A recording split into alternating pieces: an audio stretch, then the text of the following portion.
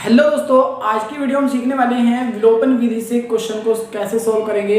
यानी कि हमारे पास में होंगी दो समीकरण और उन दोनों समीकरणों को सोल्व करेंगे हम विलोपन विधि से।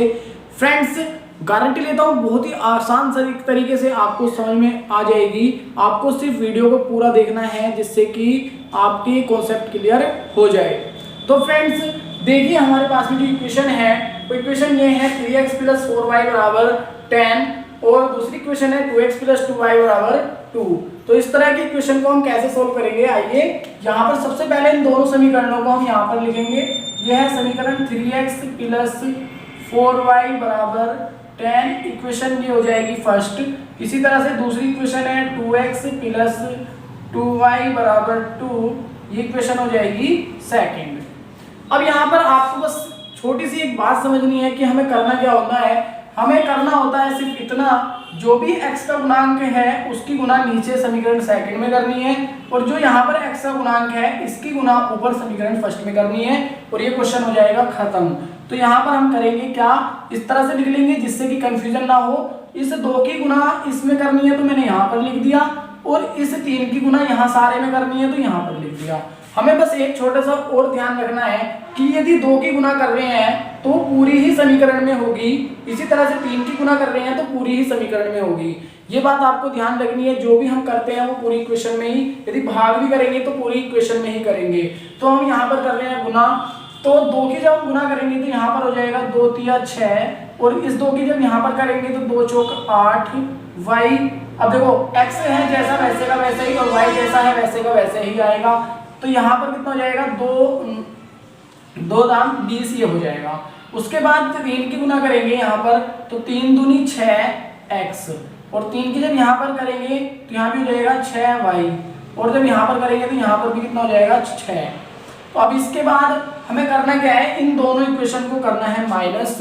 हम यहाँ पर क्या करेंगे, घटा देंगे दोनों समीकरणों को घटाने पर, यानी कि यहाँ पर जब हम घटाएंगे तो यहाँ पर है प्लस तो ये हो जाएगा माइनस, यहाँ पर है प्लस तो ये भी हो जाएगा माइनस और यहाँ भी है प्लस तो यहाँ पर भी हो जाएगा माइनस। यदि कोई भी साइन नहीं होता है तो वहाँ पर हम क्या लेते हैं, अपने आप ही प्लस लेकर चलते हैं। तो यहाँ पर प्लस था तो माइनस हो गया, यहाँ पर तो प्लस दिखाई दे रहा है इसलिए माइनस हुआ और यहाँ पर प्लस है तो भी माइनस हुआ।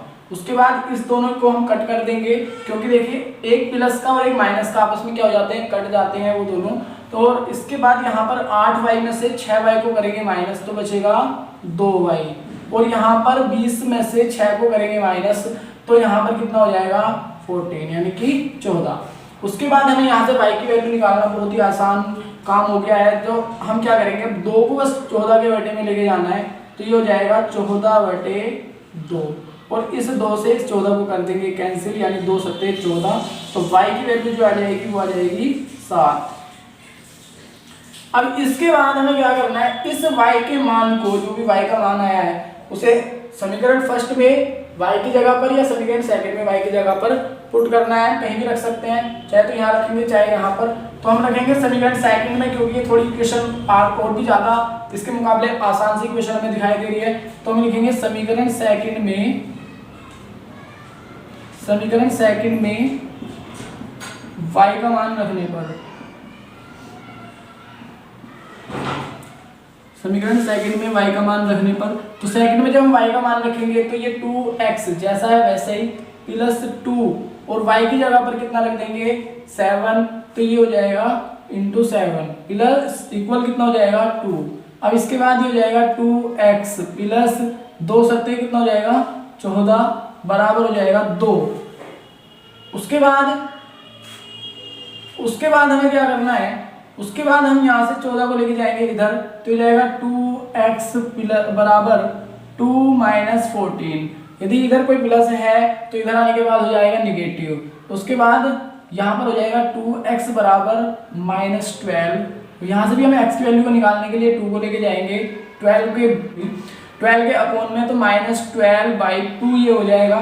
तो यहाँ से x का मान कितना आ जाएगा, इसे काट देंगे 6, यानी कि -6। ये x की वैल्यू जो होगी कितनी होगी -6। अब इतना करने के बाद हम यहाँ पर उत्तर की जांच भी कर सकते हैं कि हमारा जो आंसर आ रहा है वो बिल्कुल सही है या गलत। तो इसके लिए जो y और x के मान हैं उन दोनों को दोबारा से समीकरण सेकंड और या फर्स्ट में कहीं पर भी हम पुट करके चेक कर सकते हैं। तो हम उत्तर की जांच भी करेंगे कैसे, x की जगह पर रख देंगे कितना, x की जगह पर यहाँ पर हम रख रहे हैं कितना 2 इंटू -6 प्लस 2 इंटू 7, यानी कि y की वैल्यू 7 है और x की वैल्यू कितनी है -6। तो अब जब इसे सोल्व करेंगे तो कितना बनेगा 2 छिक्का 12 और ये हो जाएगा 2 सत्ते 14। तो -12 प्लस 14 कितना होगा 2। ये हमारे जो उत्तर की जांच है बिल्कुल सही आ रही है, यानी कि ये 2 आ रहा था तो यहाँ पर भी कितना आ रहा है 2। तो यानी कि हमारे जो आंसर है वो बिल्कुल सही है। तो फ्रेंड्स उम्मीद करता हूँ आपको ये क्वेश्चन समझ में आया होगा। इस तरह के क्वेश्चन अब आप बड़े आसानी से सोल्व कर पाएंगे। आपके सामने यदि कोई भी क्वेश्चन इस तरह का है तो आप इस तरीके को अप्लाई करके ट्राई कीजिए और इस तरह के क्वेश्चन की प्रैक्टिस कीजिए। बने रहिए हमारे चैनल पर। आपको ये वीडियो अच्छी लगी है तो वीडियो को लाइक और चैनल को जरूर सब्सक्राइब कीजिए। इस तरह की वीडियोस आपको हमारे चैनल पर लगातार मिलती रहेंगी। वीडियो देखने के लिए आपका बहुत बहुत धन्यवाद। जय हिंद, जय भारत, थैंक यू।